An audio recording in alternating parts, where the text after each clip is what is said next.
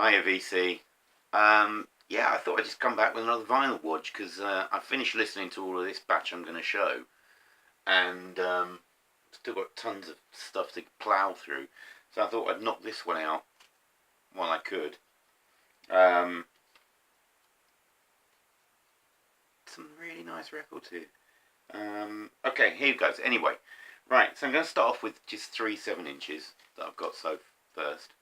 Right, the first one is on the RCA label, and this is, I picked this up because I saw it for 50p, and recently Cadbury's, the British chocolate company, have been re-showing their an advert, and it uses the soundtrack, and I just saw it and I thought, yeah, I'm going to pick it up. So this is, can you see it there? Baccarat. Yes sir, I can boogie. Baccarat was a Spanish group. This actually hit #1 in the UK in '77. So I remember this as a kid. I mean, I grew up with, I just remember hearing this around. And it's a really nice copy. Sleeve's not too battered. I mean, it was quite nice hearing that. Also picked up a reissue single from 1973 on Track. This was a reissue of Thunderclap Newman, Something in the Air, and on the B side is Crazy World of Arthur Brown, Fire. I think I've got these on compilation album anyway, but see, I saw this for 50p and I thought, yeah, I'm having that. Love it. Love both those songs. I think Fire was a #1 in '68, and Something in the Air was #1 in maybe '69, I think. So great 7-inch that is. And then I also picked this up. I couldn't believe I saw this. I think somebody showed the album very recently. I've got the album on CD and it's really, really good. But I thought, oh, it's given me a chance to a couple of those. And this is Sea Hags, Half the Way Valley, backed with Back to the Grind. That kind of glam, sleaze metal, hair metal, that kind of, sort of genre. When it started around 1989, 1990, it started getting a lot harder. You had Love Hate coming out, Sea Hags, and other bands, and it got a bit more oomph to it. It stopped being quite so poppy. The Motley Crue sort of thing, sort of style was not on the wane, but there were a few bands like getting harder with it immediately before grunge happened and killed it all off anyway. But there we go. Right, onto the LPs. Now, I got these from 2 charity shops. One, I got a great batch of records from my favourite charity shop in Exeter, which is a Hospice Care. But I also sometimes head out towards Crediton, where I used to live, and there's a charity shop out there, and I go there about every 6 months just to see what they turn out, because they don't have a lot of stuff, but they have, if you go semi-regular, every 3, maybe every 4 months, you can usually pick up something, and they have a lot of tapes as well. So I do pick up some of their stuff, but I've got some records from there. This is fabulous. The Best of Del Shannon. Just great. And what I didn't realise about Del Shannon was how much he actually wrote himself. I mean, his most famous track was Runaway, which is a co-write. But a lot of these tracks he actually wrote by himself, and I didn't have any idea that he was, a writer as well as a performer. So you've got Handyman, Hats Off to Larry, Stranger in Town, So Long Baby, Hey Little Girl, 2 Silhouettes. Really, really good stuff. Good rock and roll, late rock and roll, I guess. 59, 60 was it that he was around? Absolutely fantastic compilation of stuff. And it only runs for about, I think it's less than half an hour, because most of these songs are, all of the songs are sub 2 minutes. Some of them, a lot of them barely make it over 2 minutes. Fantastic. fast forward to the 80s. Got a couple of 80s records that I picked up from there. This is a great album. Really good. Pat Benatar, Get Nervous. This is her, I think it's her third album I read. I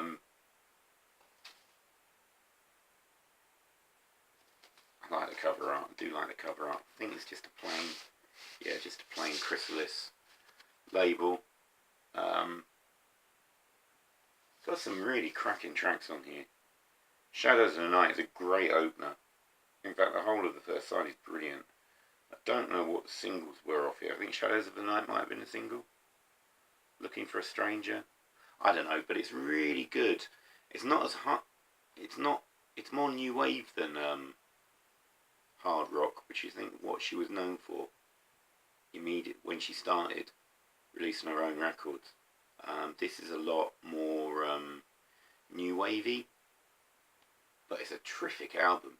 It's definitely my favourite Pat Benatar album I've got so far. I think I've got 3 or 4 so far, and this is a great listen. Definitely be playing that again. And a lovely listen. Actually, I was quite lucky to get this one. This is Nancy Griffiths. Griffiths. I'll get it right in a minute. With Storms. Storms? Yeah, Storms. I only picked this up because where the records were in this particular charity shop, I don't know, for some reason there's a whole sort of books and stuff that had fallen down behind a certain shelf. I thought, should I have a look? I had a look, and this was just lying down there, so this could have gone ages ago, but this is a great album. When I looked it up online, it said that this was her first pop record.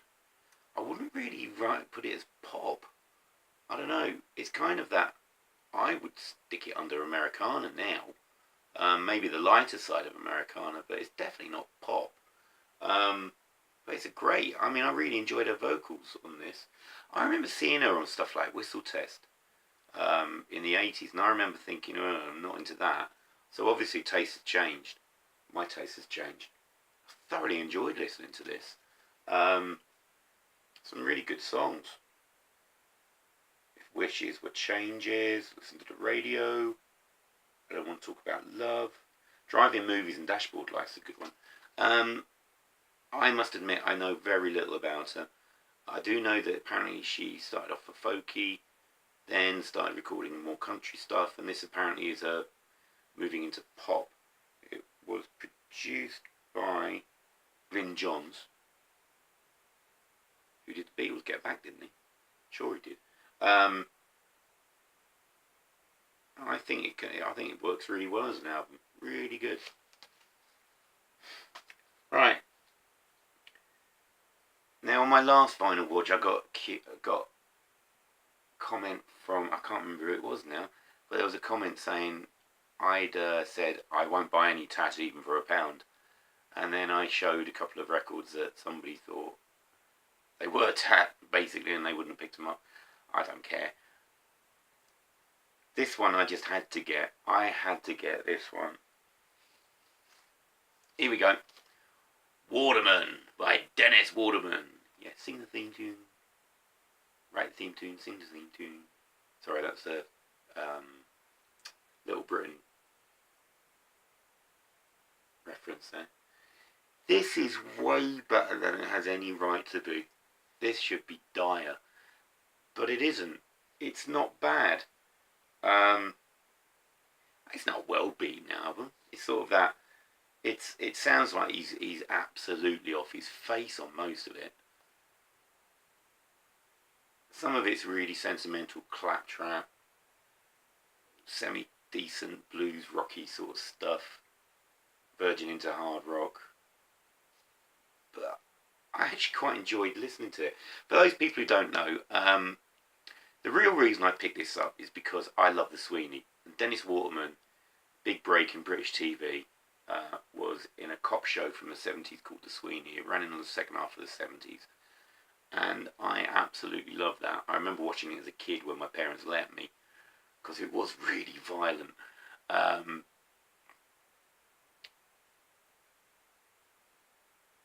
And I just had to pick this up. It's just, I mean, I can't deny it. This is tat, but I'm so glad I got it. And I'm going to look for his other records now. Apparently he released 3 albums, including the one with the Minder theme tune on it.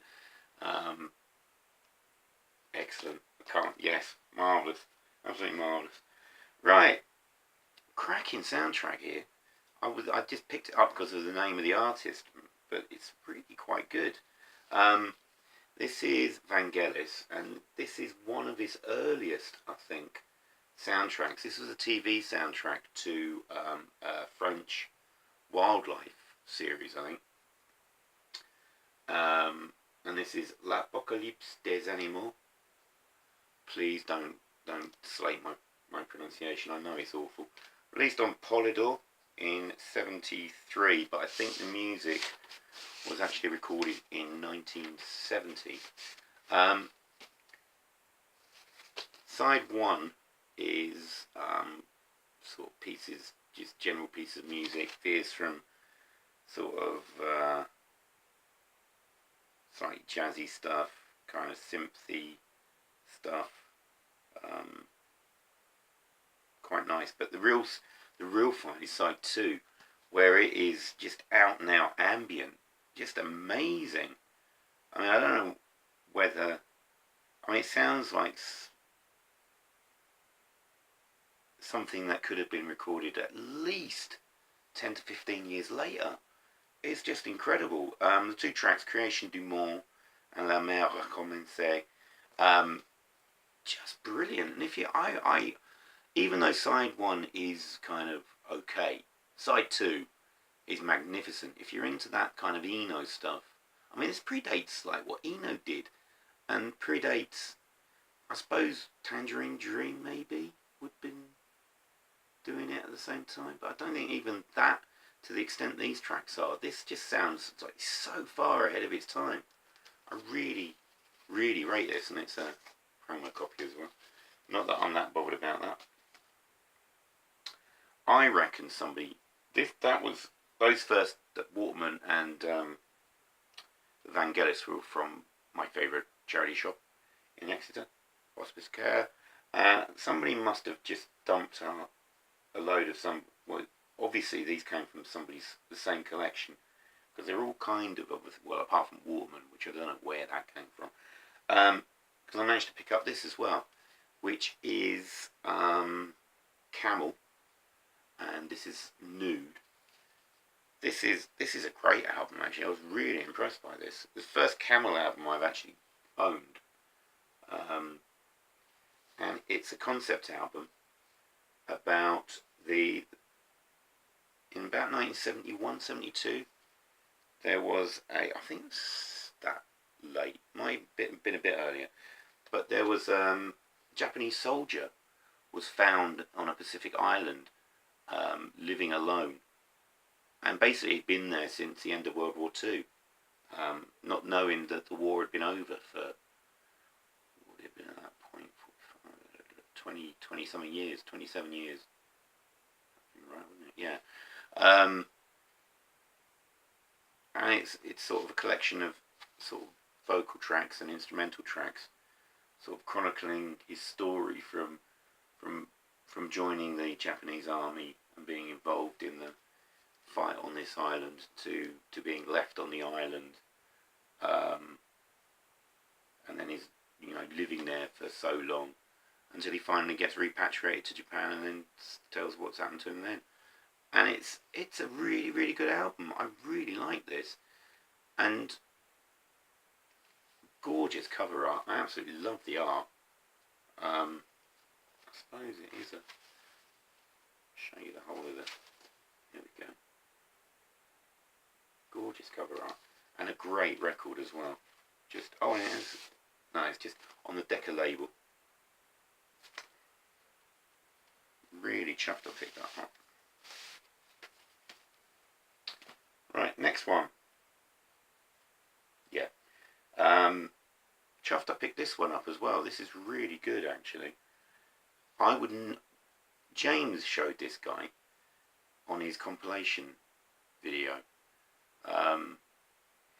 And I would never have listened to him when I was a kid, because I thought by the time this came out, I was sort of beginning to be aware of what was considered cool and what was considered naff. And this would definitely have been in the naff category, which is so wrong because it's great. So this is Jean-Michel Jarre, the concerts in China. This is a fantastic. I've only listened to half of it, and I was so impressed by it. Really ahead of his time, electronica. But this is a gorgeous album, and it's in fantastic shape. I don't think it got played very much, if at all. So it's a mix of like live performances from the concerts he performed in China, where he was the first Western musician to go and play. I think this was released in '82, but he went in '81.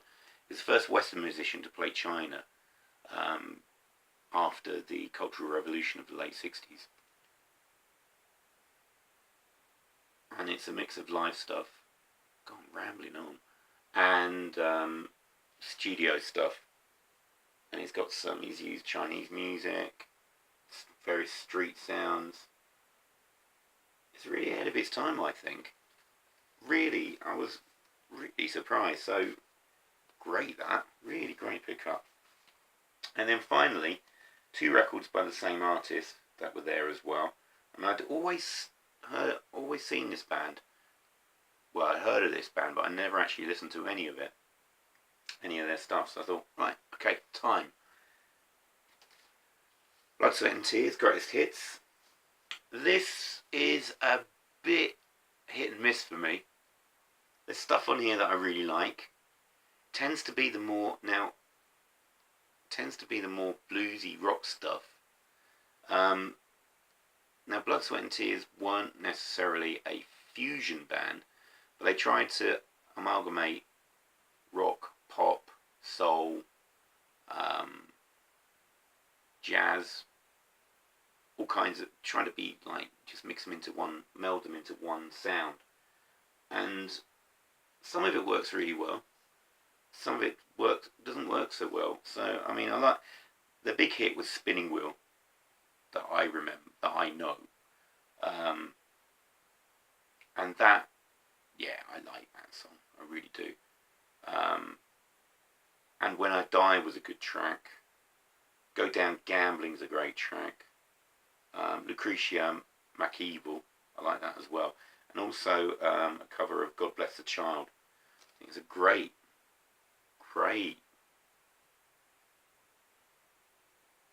cover of that. So although it's the greatest hits, I think it is a bit hit and miss, because that's from the first 3 albums. It's a compilation of the first 3 albums. But I'm really glad to have it, if only for Spinning Wheel, and I will play it again, so maybe I'll grow into the other tracks.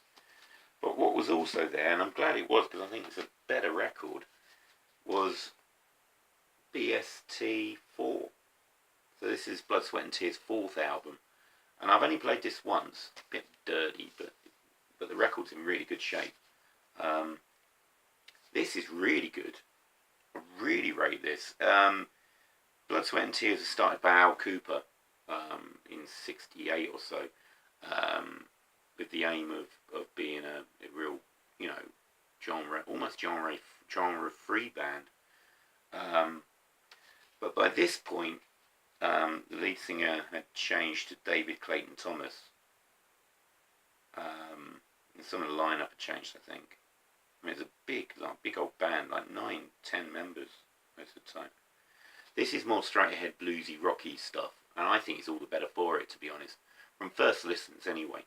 I really enjoyed listening to this, so this was great.